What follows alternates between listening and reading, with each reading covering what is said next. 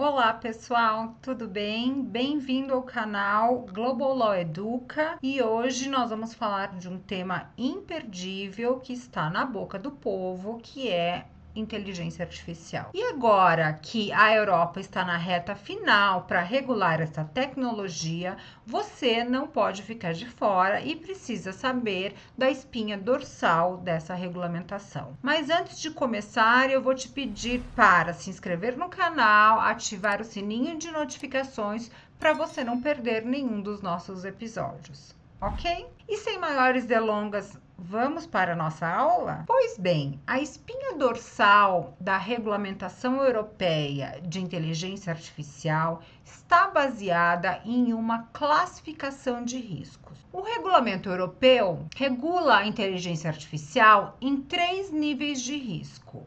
Imagine você, portanto, que este regulamento é um triângulo e que este triângulo está de ponta cabeça. No topo do triângulo está a categoria que sofre o maior número de restrições, que é a categoria de risco inaceitável. Esta categoria é proibida e inclui aquelas técnicas subliminares e manipulativas das pessoas naturais. Por exemplo, uma mídia social em que, ao você entrar na página dela, ela começa a emitir pela câmera ondas magnéticas que conseguem influenciar ou orientar o seu comportamento sem que você perceba, será uma técnica subliminar e, portanto, seria uma inteligência artificial de uso proibido. O segundo nível deste triângulo é o nível da inteligência artificial que apresenta um alto risco. Essa inteligência artificial, ela é permitida,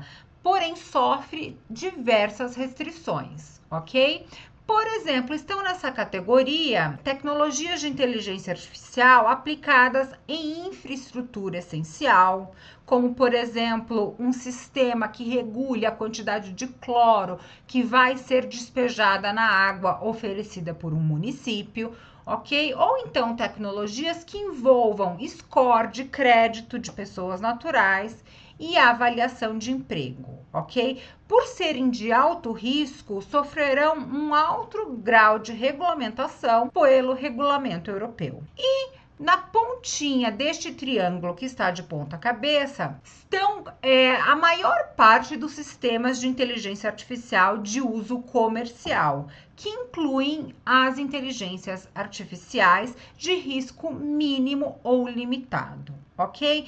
Aqui você pode pensar num sistema de inteligência artificial que indique a jurisprudência de tribunais dentro de determinado tema, ok? Eles estarão sujeitos apenas a mecanismos de transparência. No entanto, mesmo entre as autoridades europeias, ainda não há consenso sobre todas as tecnologias que irão ser inseridas em cada uma dessas classificações de risco, ok? E a última coisa que você precisa levar para casa é o seguinte, que esta classificação de risco do regulamento europeu, ela não está baseada no tipo de tecnologia utilizada no sistema de inteligência artificial. Se é uma aprendizagem de máquina supervisionada ou não supervisionada, não é isso que importa.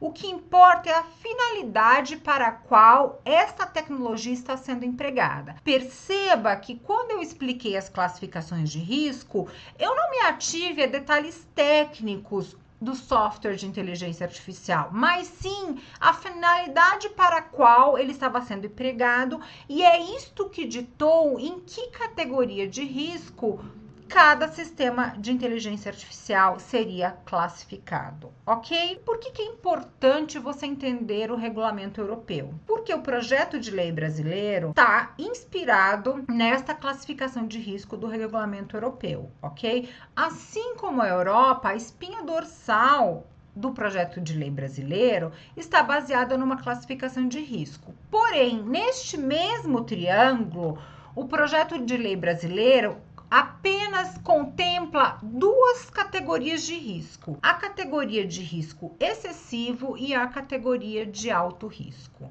ok?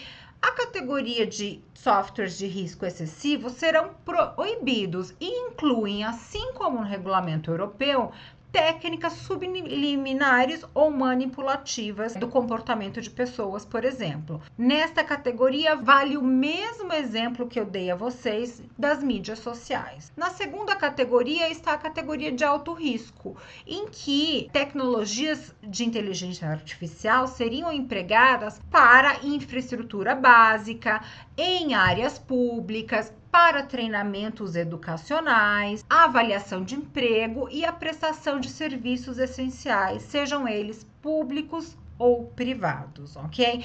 Percebam novamente que ao explicar a vocês a classificação de risco brasileira, eu não me ative aos detalhes tecnológicos do software, mas sim a finalidade para a qual este software está sendo destinado. No projeto de lei brasileiro, há apenas 2 categorias de risco. O nosso projeto não contempla a categoria de risco mínimo ou limitado e, portanto, todas as tecnologias que não estiverem classificadas nessas 2 primeiras categorias de risco, quais sejam risco excessivo ou alto risco, seriam consideradas permitidas, ok?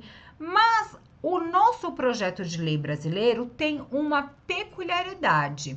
A peculiaridade é que todo desenvolvedor de inteligência artificial deverá fazer uma avaliação de risco da sua tecnologia antes de inseri-la no mercado. Ok? Então, deverá haver algum tipo de avaliação que o projeto de lei ainda vai esmiuçar quais serão os requisitos dessa avaliação, que deverão ser feitas internamente e ficará documentada, registros da empresa para eventuais auditorias futuras, ok? Então, veja que haverá muito serviço para o profissional, seja na área da tecnologia e seja na área jurídica, a fim de orientar a organizações como documentar essa avaliação para que, numa eventual auditoria futura, ela não seja responsabilizada por eventual omissão.